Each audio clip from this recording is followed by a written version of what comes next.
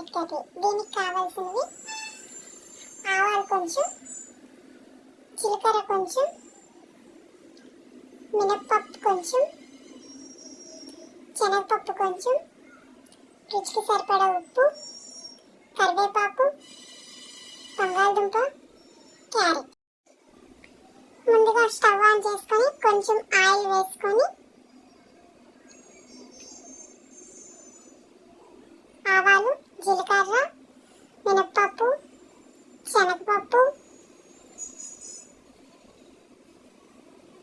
కరివేపాకు వేసుకొని కొంచెం వేగాక బంగాళదుంప ముక్కలు, క్యారెట్ ముక్కలు వేసి కొద్ది కలుపుకొని కొంచెం సాల్ట్ వేసి